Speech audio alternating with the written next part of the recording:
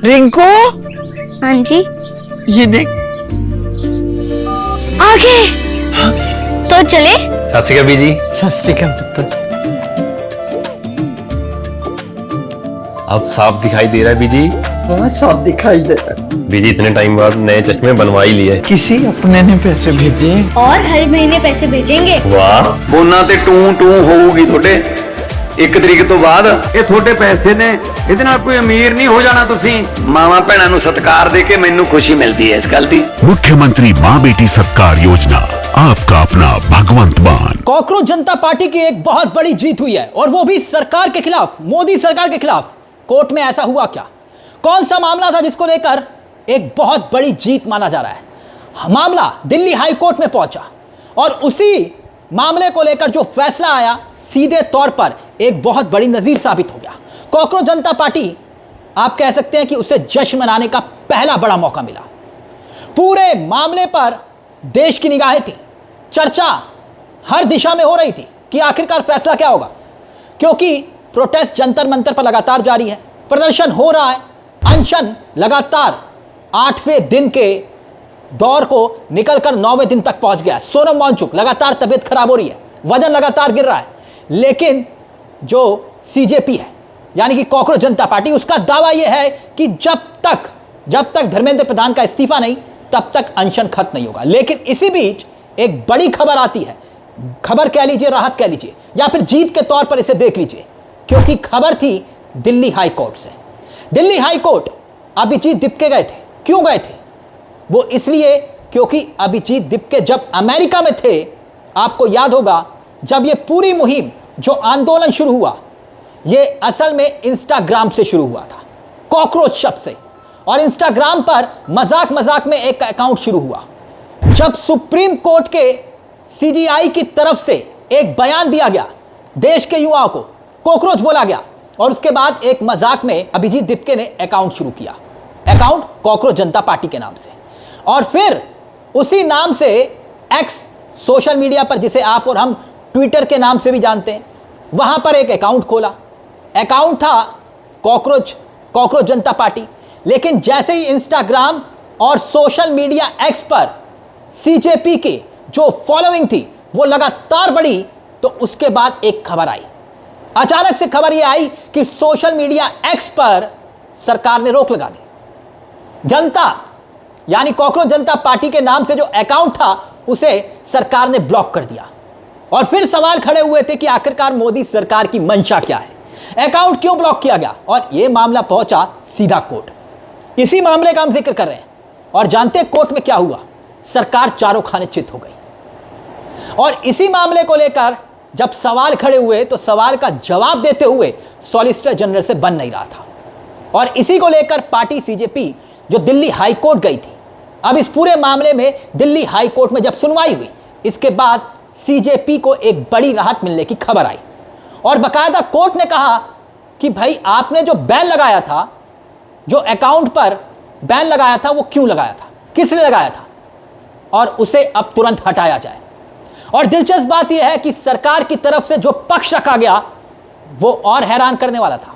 सरकार की तरफ से पक्ष जानते कौन रख रहा था? सरकार की तरफ से पक्ष रख रहे थे खुद solicitor general of India Tushar Mehta. Tushar Mehta यहां पर खड़े होकर दलीलें क्या देख रहे थे, आपकी स्क्रीन पर बाकायदा देखिए कि दिल्ली हाई कोर्ट में सरकार की तरफ से जो पक्ष रखने में पहुंचे थे तुषार मेहता, उन्होंने सीधे तौर पर इस अकाउंट के ब्लॉक करने के पीछे जो दलील दी थी वो नीट पेपर लीक को लेकर दी थी। सोशल मीडिया एक्स पे जो बंद किया गया, पहले ही दिल्ली हाई कोर्ट में उन्होंने याचिका दाखिल की थी।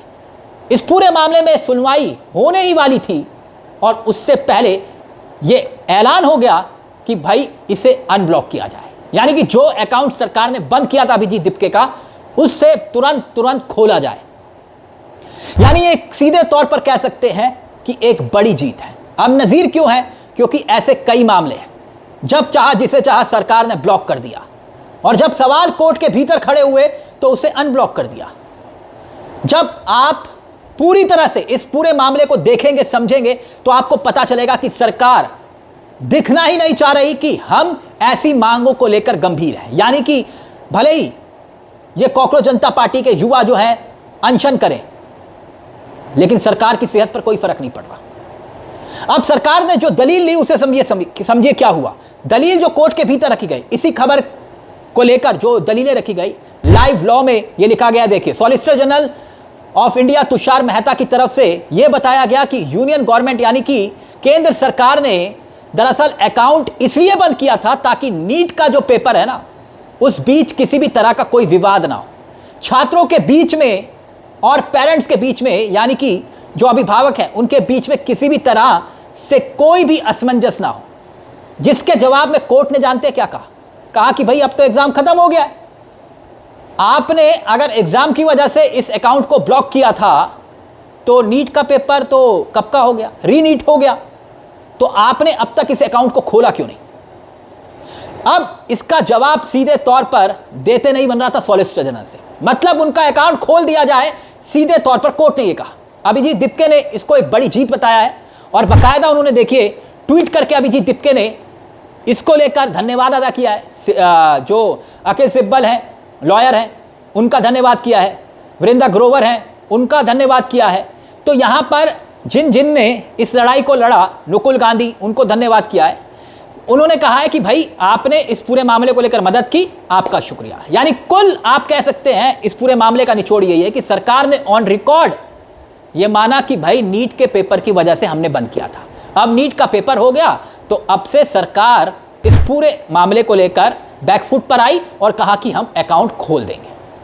अजीब बात है, सरकार अगर ये दलील दे रही है कि नीट के पेपर के लिए बंद किया था, तो जैसे ही ये मामला सोशल मीडिया एक्स अकाउंट बंद हुआ था कॉकरोच जनता पार्टी के नाम से ना, तो तुरंत सीजेपी ने एक नया अकाउंट बनाया था। अब सोचिएगा, कॉकरोच जनता पार्टी को लेकर एक नया अकाउंट, कॉकरोच इज बैक, इस नाम से, और इसी नाम से यह अकाउंट अभी भी चल रहा है।